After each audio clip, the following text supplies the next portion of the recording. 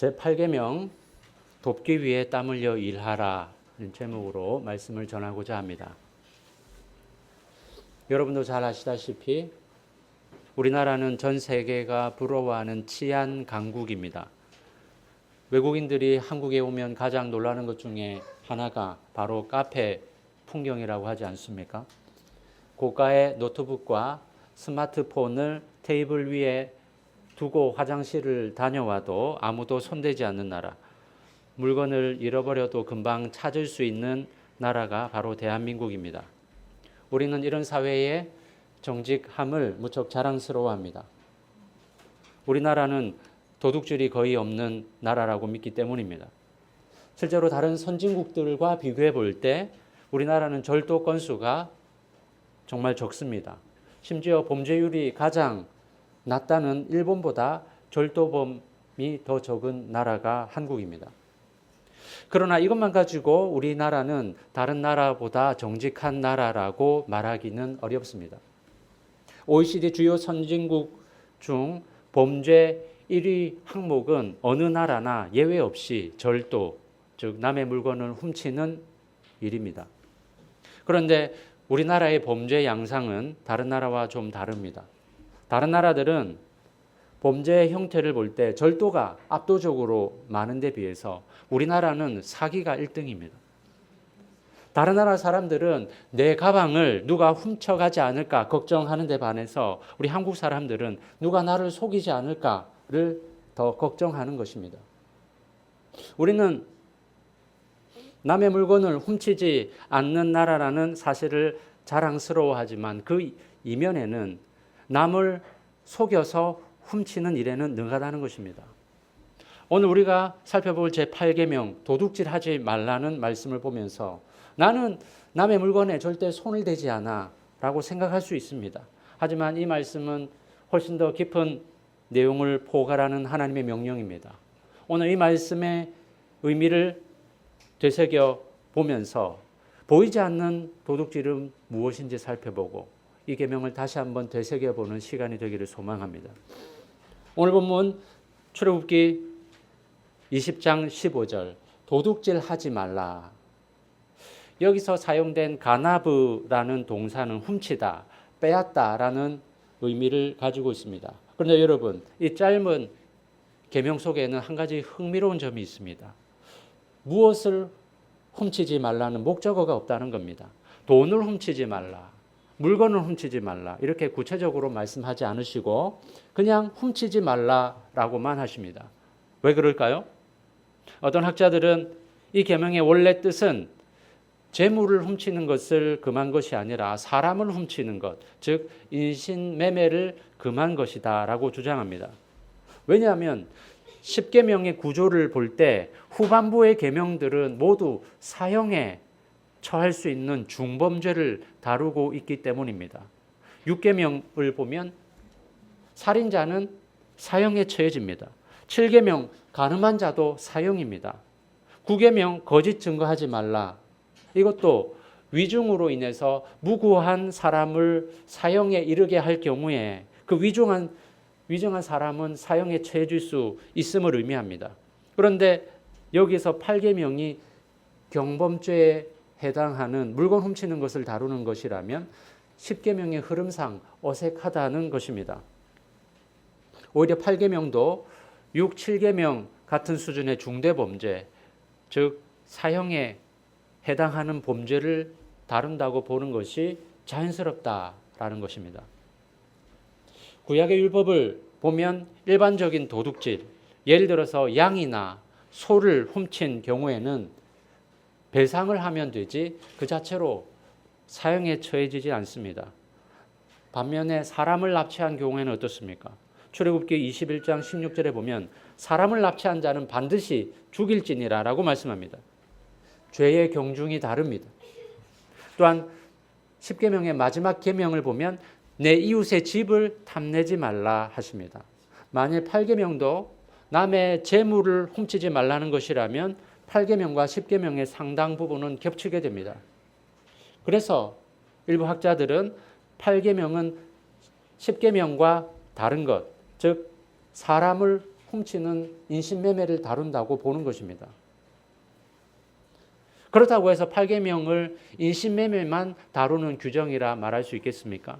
이 계명에서 무엇을 훔치면 안 된다라고 목적어를 생략했다는 것은 이 계명의 적용 범위가 굉장히 포괄적이다라는 의미입니다. 사람을 훔친다는 것은 한 사람의 인권을 유린하는 가장 심각한 도둑질입니다. 왜냐하면 그것은 하나님의 형상 그 자체를 물건처럼 취급하는 것이기 때문입니다. 그런데 그 원리를 확장시켜 보자면 하나님의 형상으로 지음받은 사람이 땀 흘려 일한 결과물을 빼앗는 것, 그 사람의 노동의 가치를 인정하지 않는 것, 그 사람의 시간과 명예와 신뢰를 빼앗아가는 것, 이 모든 것이 결국 하나님의 형상인 사람의 존엄성을 훼손하는 겁니다. 그렇기 때문에 8계명의 기본적인 뜻은 하나님의 형상으로 지음받은 인간의 존엄성과 그가 땀 흘려 일해서 얻은 결과물을 빼앗지 말라는 명령입니다. 그런데 에베소서에서는 8계명의 더 적극적 의미를 우리에게 가르쳐 줍니다. 에베소서 4장 28절입니다. 도둑질하는 자는 다시 도둑질하지 말고 돌이켜 가난한 자에게 구제할 수 있도록 자기 손으로 수고하여 선한 일을 하라.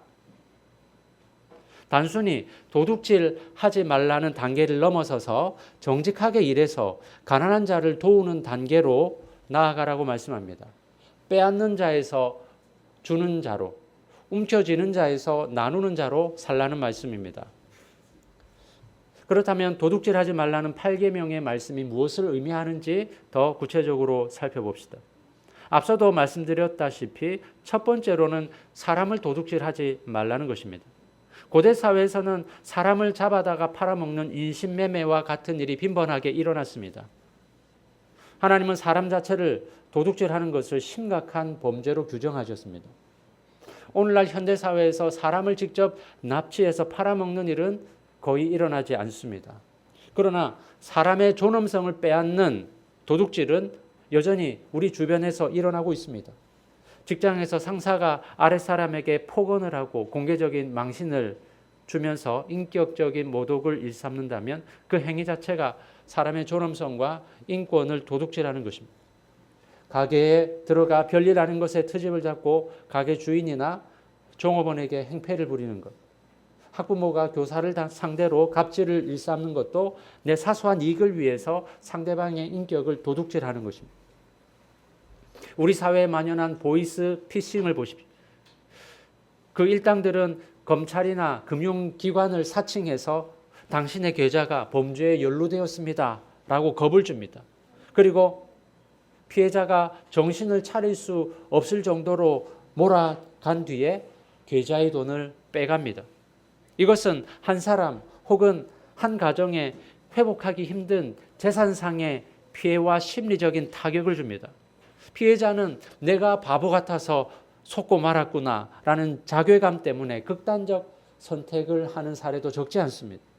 보이스피싱은 단순히 돈을 훔치는 범죄가 아닙니다. 이것은 한 사람의 인생을 또한 한 가정 전체를 송두리째 파괴하는 범죄입니다. 그 사람이 평생 쌓아온 모든 것을 한순간에 무너뜨리고 그 사람의 존재 가치까지 빼앗아가는 것입니다. 여기서 우리는 도둑질하지 말아야 된다라는 이 문자적인 내용만 주의할 것이 아니라 마땅히 해야 할 일을 하지 않는 것도 죄라는 사실을 기억해야 합니다. 돈을 빌려줄 여력이 있음에도 급전이 필요한 사람에게 돈을 빌려주지 않거나 아주 높은 금리로 빌려주어서 그 사람을 공궁에 처하도록 만드는 것도 한 사람의 존엄성을 빼앗는 도둑질입니다. 특별히 성경은 가난한 사람에게 높은 이자로 돈을 빌려주고 이웃에게 과다한 채무를 안겨주는 것을 금하고 있습니다. 성경은 이렇게 말씀하고 있습니다.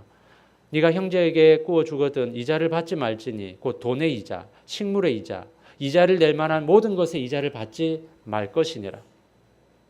종교개혁자 칼뱅은 이자를 받는 것 자체를 부정적으로 보진 않았습니다. 그래서 상업이나 투자를 목적으로 해서 돈을 빌리는 경우에는 이자를 받을 수 있다고 보았습니다. 그러나 가난한 사람이 생존을 위해서 돈을 빌리는 경우에는 이자를 받지 못하게 했습니다. 성경에서도 이자를 받지 말라고 한 것은 경제적 빈곤에 처한 사람을 배려하는 차원에서 받지 말라 한 것이지 이자 자체를 반대해서 어떤 경우도 받지 말라고 한 것은 아닙니다. 여기서 우리는 스스로를 돌아보아야 합니다. 나는 직장에서, 가정에서, 교회에서 혹은 어떤 상황에서든지 누군가의 인격이나 존엄성을 훔친 적이 없는가? 내가 상사라면 부하 직원들을 인격적으로 존중하고 대하고 있는가? 내가 소비자라면 서비스 직원을 동등한 인격체로 대우하는가? 아니면 내가 돈을 내는 손님인데 하면서 함부로 대하고 있는가? 내가 재정적 여력이 있음에도 돈이 필요한 사람에게 빌려주거나 도와주지 않아서 그 사람을 공경에 처하게 만들지는 않았는가? 하나님은 모든 사람을 하나님의 형상대로 창조하셨습니다. 그 사람이 나보다 직급이 낮든 나이가 어리든 가진 게 없든 갑을 관계에서 을에 위치한 사람이든 그 사람 안에는 하나님의 형상이 새겨져 있습니다. 그러므로 그 사람을 함부로 대하는 것은 곧 하나님을 모욕하는 것과 같습니다. 둘째로 8계명은 정당한 대가를 도둑질하지 말라는 것입니다. 레위기 19장 13절에 보면 너는 내 이웃을 억압하지 말며 착취하지 말며 품꾼의 삭슬 아침까지 밤새도록 내게 두지 말며 라고 말씀합니다. 야고보서 5장 4절은 더 강력하게 경고합니다. 보라 너희 밭에서 추수한 품꾼에게 주지 아니한 삭시 소리 지르며 그 추수한 자의 우는 소리가 만군의 주의 귀에 들렸느니라. 하나님은 품꾼이 정당한 대가를 받지 못해서 억울함을 호소할 때 그 도둑질한 주인을 가만두지 않으십니다. 알바생을 고용하면서 최저임금을 제대로 지급하지 않거나 부당하게 노동을 착취하는 것도 도둑질입니다.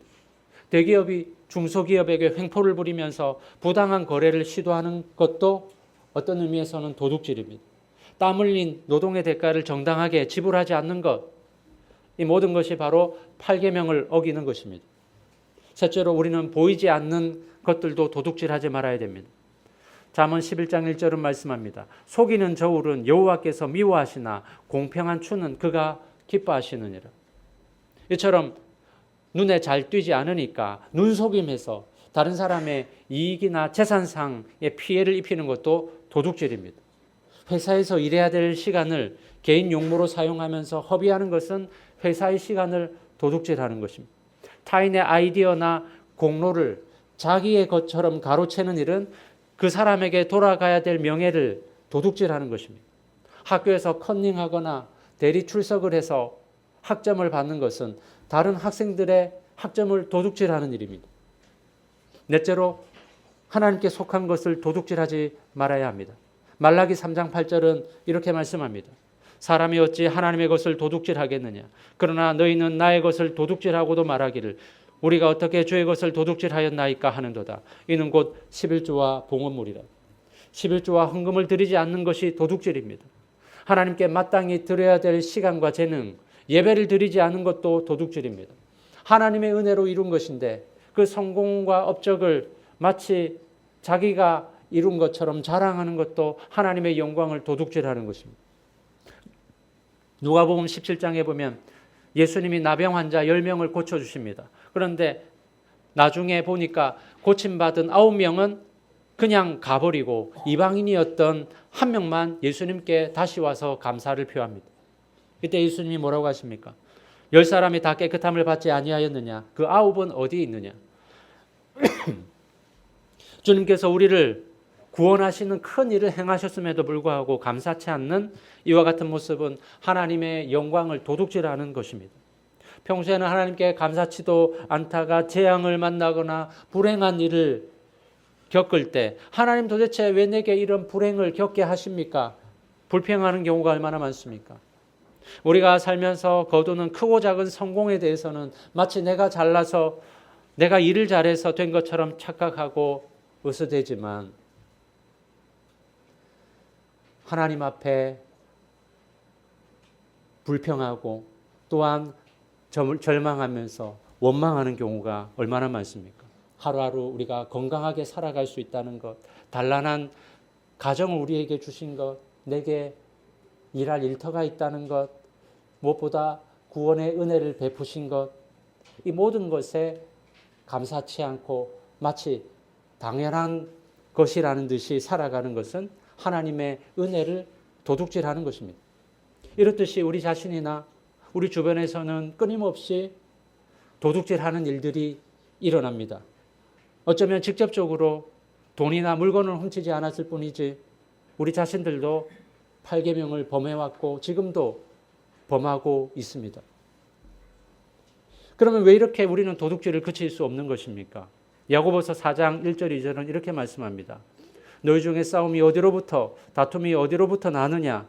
너희 지체 중에서 싸우는 정욕으로부터 나는 것이 아니냐? 너희는 욕심을 내어도 얻지 못하며 살인하며 시기하여도 능히 취하지 못함으로 다투고 싸우는도다. 성도 여러분, 도둑질의 근본 원인은 불만족입니다. 도둑질 한다는 것은 내 마음에 만족이 없기 때문입니다. 남들보다 혹은 남들만큼 가지고 싶고 누리고 싶기 때문에 탐심을 가지고 도둑질하게 되는 것입니다. 보릿고개 시절에는 보리밥이라도 배만 채우면 행복할 것 같았는데 어제는 고기를 먹으면서도 만족이 없습니다.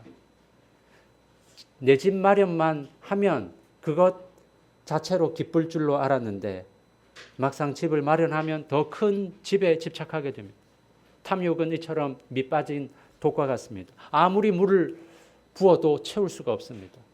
이 탐욕은 결국 하나님을 대체하게 되고 우상의 자리에 오르고 마는 것입니다. 한국 사회를 보십시오. 우리 사회는 이미 성공과 출세를 우상처럼 섬기고 있습니다.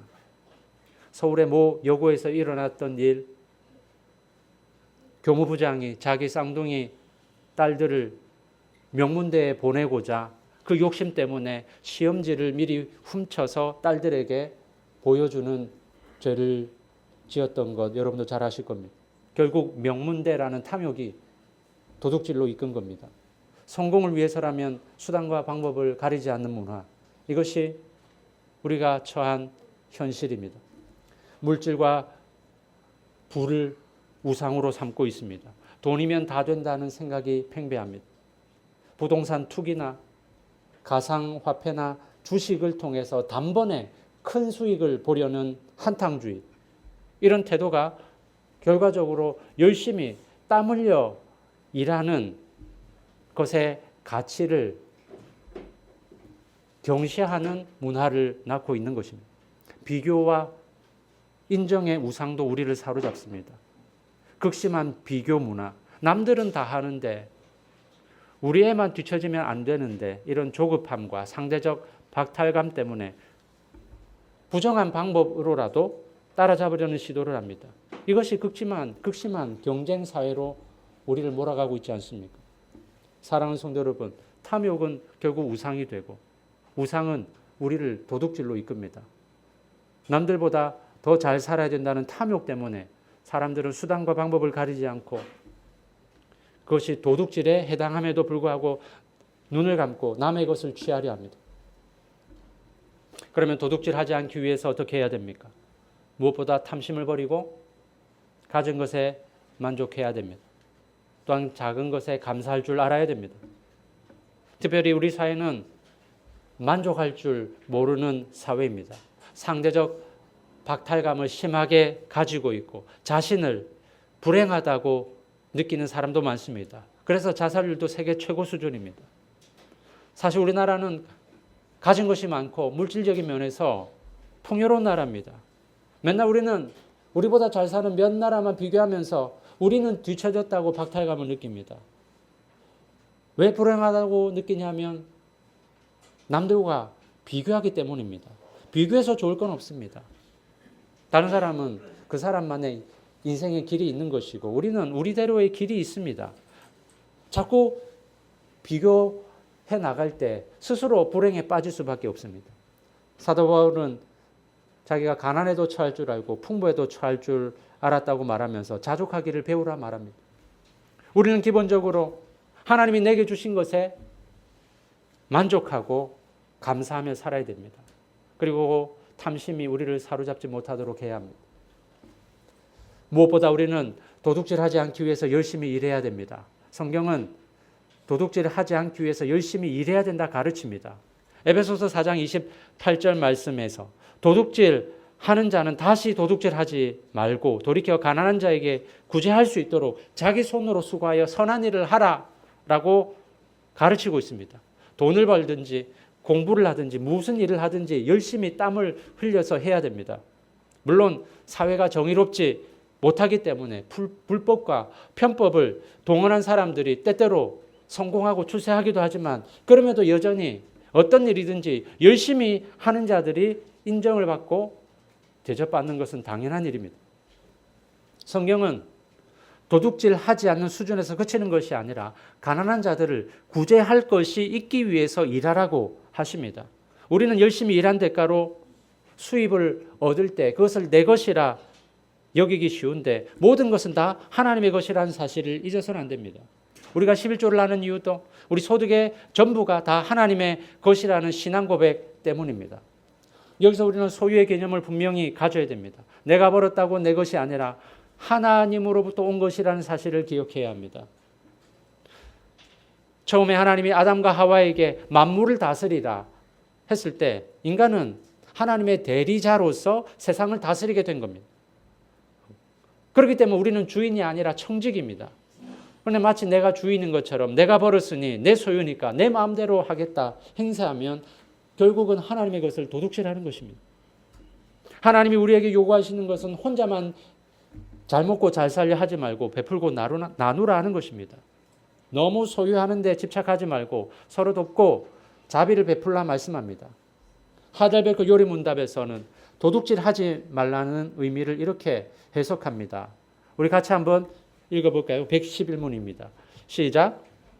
내가 할 수 있고 해도 좋을 경우에는 나의 이웃의 유익을 증진시키며 내가 남에게 대접을 받고 싶은 대로 이웃에게 행하고 더 나아가 어려운 가운데 있는 가난한 사람을 도울 수 있도록 성실하게 일해야 합니다. 여기서 알 수 있듯이 내가 열심히 일해야 되는 이유 중 하나는 어려움에 처한 가난한 사람을 돕기 위함이라는 것입니다. 룻기서에 보면 유대인들이 추수할 때에 곡식 나달이 바닥에 떨어지는 것을 줍지 않고 내버려 두면 고아와 과부같이 추수할 형편도 못 되는 가난한 사람들이 그 바닥에 떨어진 이삭을 줍는 장면이 나옵니다. 하나님이 가난한 자들을 위해서 땅에 떨어진 이삭을 줍지 말라 하셨기 때문입니다. 이것은 곧 이 세상은 혼자만 살아가는 세상이 아니라 더불어 살아가야 되는 곳이라는 하나님의 관점이 그대로 드러난 명령입니다. 여러분은 인간의 이웃이 인간의 존엄성을 지키고 살아갈 수 있도록 얼마나 나누고 배려하고 있습니까? 16세기 종교개혁 당시 일부 제세례파에서는 초대교회의 모범을 따라 사유재산제를 따르지 말고 공동소유제로 나가야 된다라고 주장한 사람들이 있었습니다. 그들은 사도행전 4장 32절에 나오는 믿는 무리가 한 마음과 한 뜻이 되어 모든 물건을 서로 통용하고 자기 재물을 조금이라도 자기 것이라 하는 이가 하나도 없더라. 이 구절을 들어서 공동소유제가 성경적이라고 주장했습니다. 그러나 이것을 가지고 초대교회 신자들이 문자 그대로 공동소유를 위해서 사적 소유권을 포기했다고 해석할 수 없습니다. 그들 모두가 의무적으로 사유재산을 포기한 것이 아니라 일부 사람들이 자발적으로 내놓은 것이고 자기 믿음의 분량대로 행했던 것입니다. 즉 초대교회 신자들은 그들 소유를 가난한 자들을 위해서 자발적으로 내놓았을 따름입니다. 종교개혁자 칼뱅은 사유재산 제도를 옹호했을 뿐만 아니라 부의 불평등도 인정했습니다. 재산의 불평등은 하나님의 섭리에 따른 것이라고 보았습니다. 따라서 우리는 공동소유제가 성경적이라 말할 수 없고 사유재산제가 나쁘다 말할 수 없습니다. 또한 공동체 구성원 전체가 동일한 생활 수준을 누려야 되는 것도 아닙니다. 수입이 제각각 다른 만큼 생활 수준이 다를 수밖에 없음을 인정해야 될 것입니다. 그렇다면 부의 불평등을 인정하고 빈부격차는 어쩔 수 없으니 그냥 내버려 두자는 말입니까? 우리는 먼저 왜 하나님이 부자와 가난한 자를 동시에 살아가게 하시는지 그 이유를 알아야 됩니다. 부와 가난에 대해서 칼뱅은 하나님의 자녀들이 서로에게 선행을 베풀도록 하기 위해서 부자와 가난한 자를 두셨다라고 말합니다. 불완전한 세상에서 부자와 가난한 자가 공존할 수밖에 없는 현실은 인정하더라도 그 가난을 개인이 해결해야 될 문제라거나 당사자의 불운이나 그 사람의 무능 때문이다라고 책임을 돌려버리는 것도 온당하지 못합니다. 가난을 구제하는 것은 상대적으로 더 가진 자들의 마땅한 책임인 것입니다. 칼뱅은 제네바 아카데미를 세우면서 시 당국에 가난한 학생들에게는 수업료를 받지 않게 했고 집사로 하여금 가난한 자를 찾아서 돕도록 하는 역할을 맡겼습니다. 우리 역시 부의 격차는 인정하되 적극적으로 부의 불평등을 해소하기 위한 노력을 자발적으로 해야 합니다. 더불어 사는 사회는 적어도 교회부터 실천하라는 것이 하나님이 우리에게 요구하시는 바입니다. 우리는 부활절과 성탄절에 이웃 돕기 헌금을 합니다. 이웃 돕기를 할 때 우리는 선심 쓰는 듯한 태도로 남을 도우면 안 됩니다. 나보다 연약하고 경제적으로 힘든 사람들에 대해 일종의 부채의식을 가져야 됩니다. 지금 우리 사회를 보십시오. 대기업 정규직들은 비정규직들의 서름과 고통에는 별로 관심을 기울이지 않고 자기 밥그릇 챙기는 데만 열중하고 있습니다. 대학에서는 정규직 교수들은 좋은 대우를 받지만 시간 강사들은 입에 풀칠하기도 힘들 만큼 처우가 좋지 않습니다. 그런데 정년이 보장된 교수들은 시간 강사의 열악한 처우에는 큰 관심이 없습니다. 옛말에 내 배가 부르면 종이 배고픈 줄 모른다는 말이 있습니다. 좋은 직장에 높은 연봉을 받는 사람들일수록 가난한 사람들이 처한 현실과 고통에는 둔감해집니다. 어려운 이웃이 눈에 들어오지 않습니다. 우리가 가진 직장과 소득은 어디로부터 온 것입니까? 내가 잘해서 이룬 것입니까? 다 내 몫인 줄 알고 나 자신을 위해서만 사용해버린다면 그것은 하나님의 것을 도둑질한 것입니다. 내 소득의 일부분은 하나님이 이웃에게 나눠주라고 한 부분이 있음을 기억해야 합니다. 말씀을 정리합니다. 앞서 에베소서 4장 28절을 통해서도 보았지만 우리가 열심히 일해야만 하는 이유는 남에게 구제할 것이 있기 위해서라고 했습니다. 이것이 바로 도둑질하지 말라는 8계명의 적극적 정신입니다. 그리고 우리는 남에게 대접을 받고 싶은 대로 남을 먼저 대접해야 됩니다. 내 것을 빼앗기고 싶지 않다면 먼저 남의 것을 빼앗으면 안 됩니다. 타인의 인격과 재산과 평안을 존중하고 보호해 주어야 합니다. 자꾸 더 많이 갖고 더 편하게 살려는 탐욕과 맞서 싸워야 됩니다. 가진 것으로 자족할 줄 알고 열심히 일해서 다른 사람들과 나누는 삶을 살아가는 저와 여러분 되시기를 간절히 바랍니다.